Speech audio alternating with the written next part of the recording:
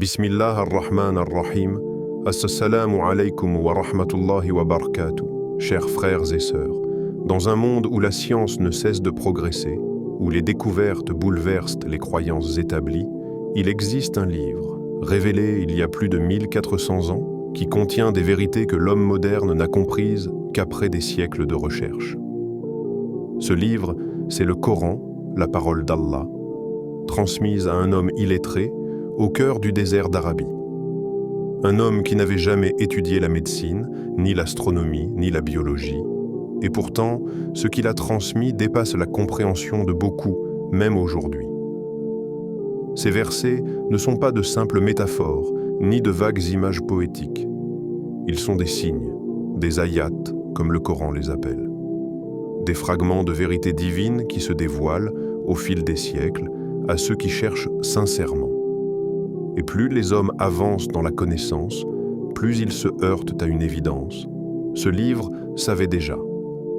Imaginez des phénomènes que l'on croyait avoir découverts récemment et que l'on retrouve mot pour mot, image pour image, dans un texte vieux de 14 siècles. Ce n'est pas de la coïncidence.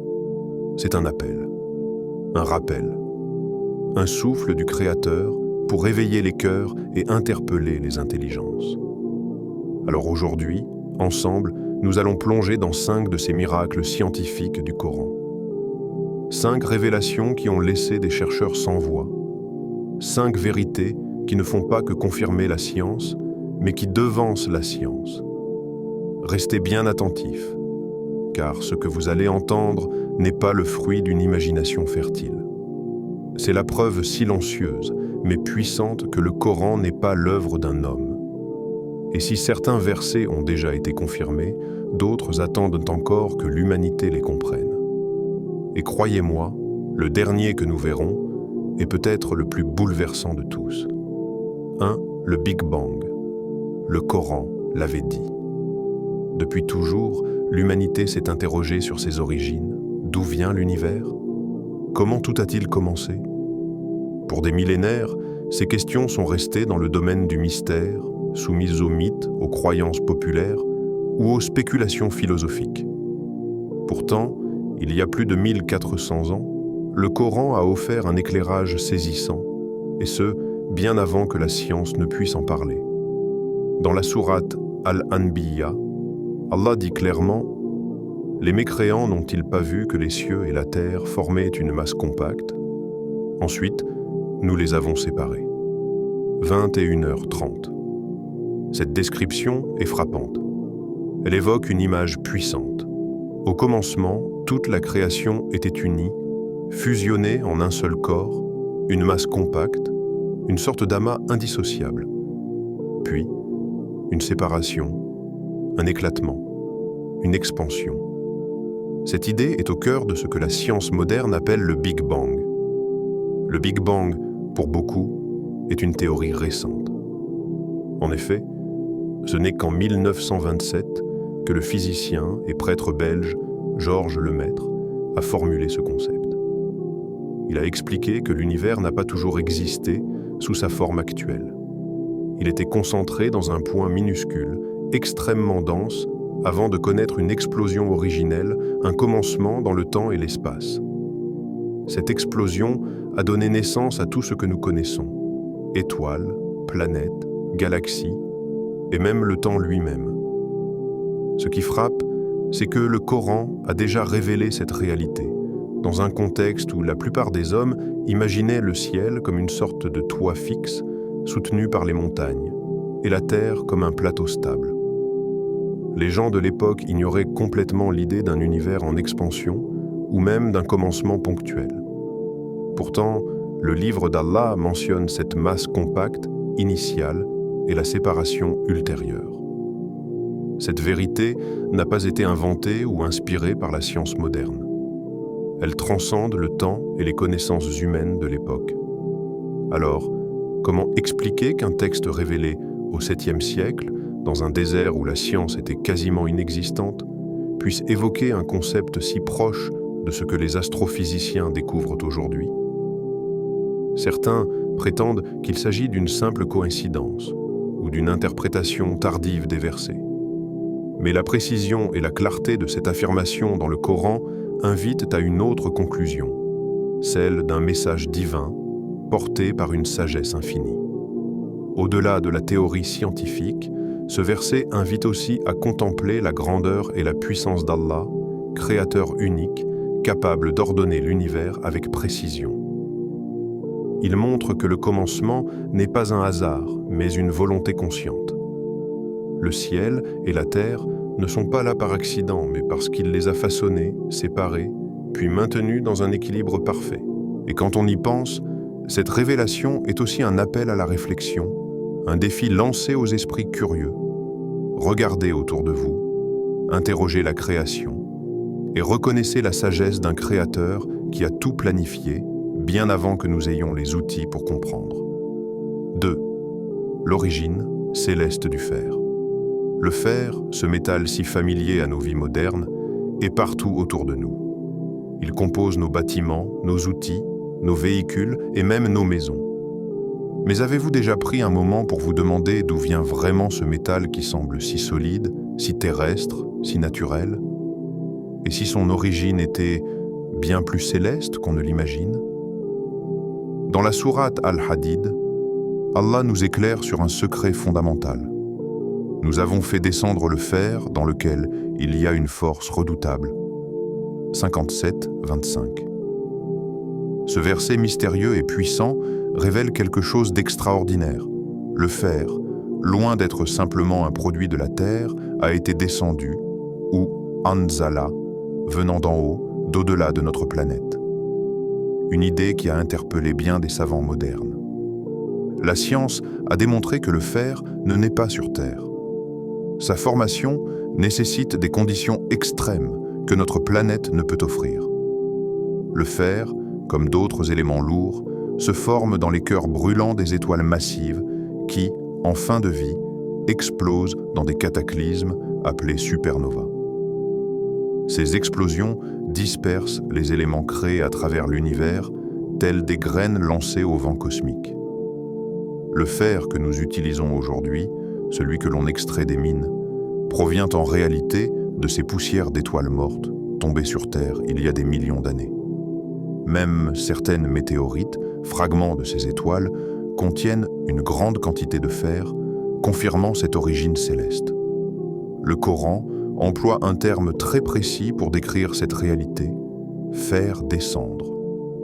Cela ne signifie pas simplement offrir ou donner, mais évoque clairement quelque chose qui provient du ciel, qui vient d'en haut au sens littéral.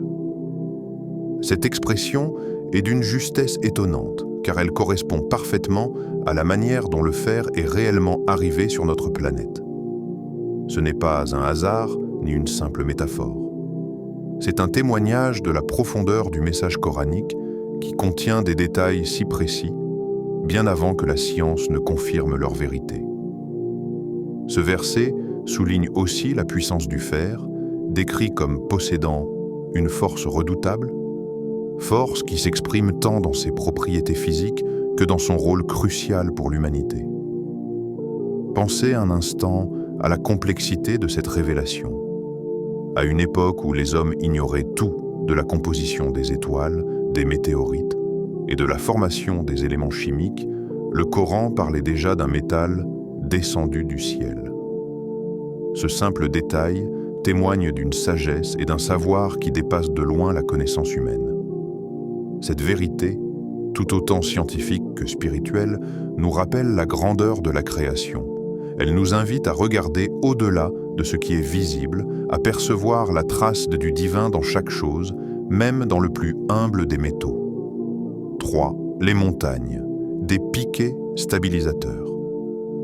Si vous levez les yeux vers l'horizon, vous verrez peut-être des montagnes majestueuses s'élever vers le ciel. Ces géants silencieux qui dominent le paysage sont bien plus que de simples collines ou des masses rocheuses. Le Coran nous révèle un secret fascinant à leur sujet, un secret que la science n'a confirmé que bien plus tard. Dans la sourate An-Naba, Allah nous dit « N'avons-nous pas fait de la terre une couche et placé les montagnes comme des piquets » 78,7. Cette image des montagnes comme des piquets ou des encres est d'une justesse impressionnante. Imaginez un tapis étendu sur un sol meuble. Pour qu'il reste stable et ne se replie pas, on le fixe avec des piquets solides en différents points. De la même façon, les montagnes jouent de ce rôle crucial pour la Terre. Les géologues modernes ont découvert que les montagnes ne sont pas de simples monticules posés sur la surface terrestre. Elles s'enfoncent profondément sous la Terre, avec des racines parfois aussi longues que plusieurs dizaines de kilomètres, pouvant atteindre jusqu'à 70 kilomètres sous la surface. Ces racines agissent comme des ancres, stabilisant la croûte terrestre et empêchant qu'elle ne se déforme trop facilement. Cette stabilité est essentielle, car notre planète est en perpétuel mouvement.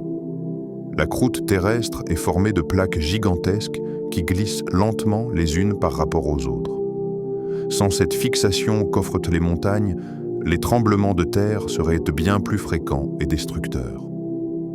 Le prophète Mohammed a aussi rapporté un hadith qui éclaire encore davantage cette réalité.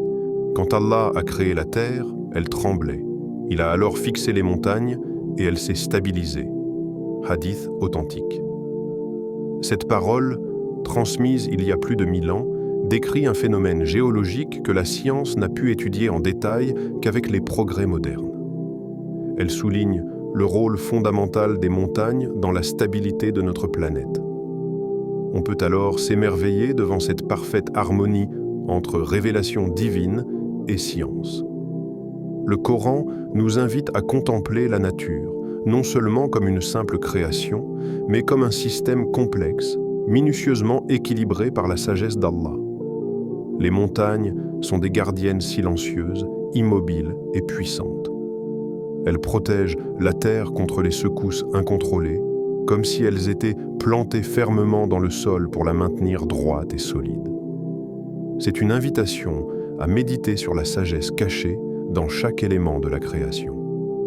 Chaque montagne raconte l'histoire d'un ordre parfait, d'un équilibre fragile, maintenu par une force invisible mais omniprésente.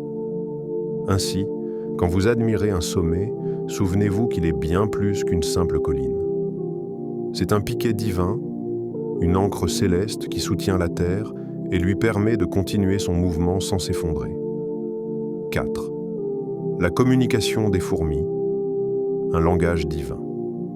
Parfois, ce sont les plus petites créatures qui révèlent les plus grands mystères. Imaginez un instant une fourmi si petite, presque insignifiante à nos yeux, mais pourtant dotée d'une organisation et d'une intelligence qui défient notre compréhension. Le Coran, dans sa sagesse infinie, nous invite à contempler cet univers minuscule, à écouter le murmure discret de ces êtres minuscules. Dans la sourate An-Naml, il est rapporté qu'une fourmi s'exprime. « Ô fourmis, entrez dans vos demeures, 27h18. » Cette parole, simple en apparence, est en réalité une preuve bouleversante de la profondeur de la création.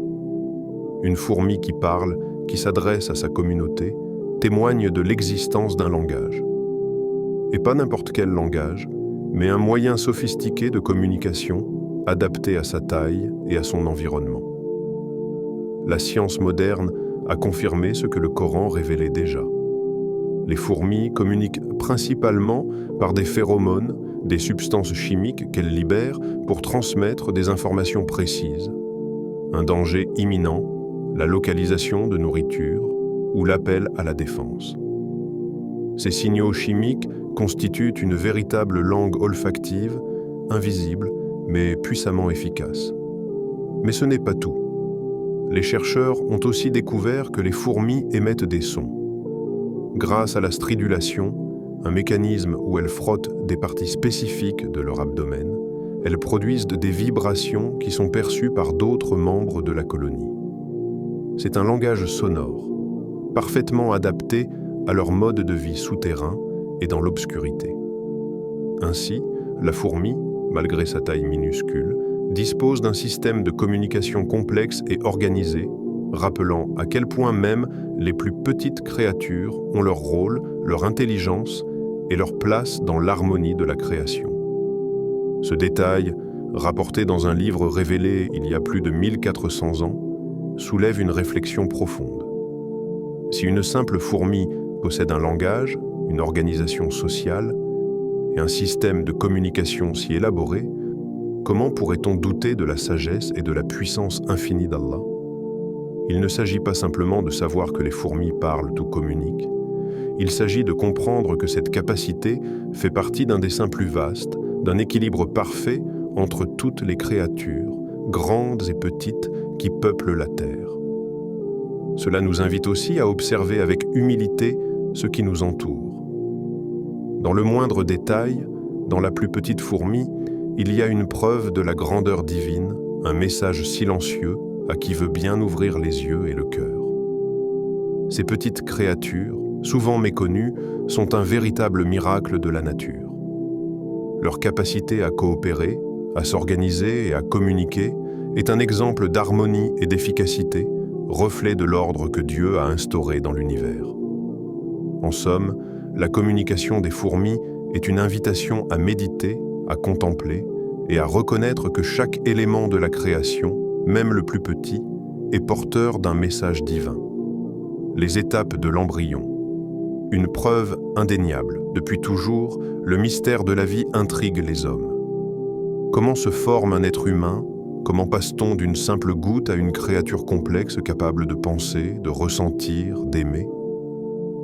Pendant des siècles, ces questions sont restées sans réponse claire, laissant place à des croyances, souvent erronées.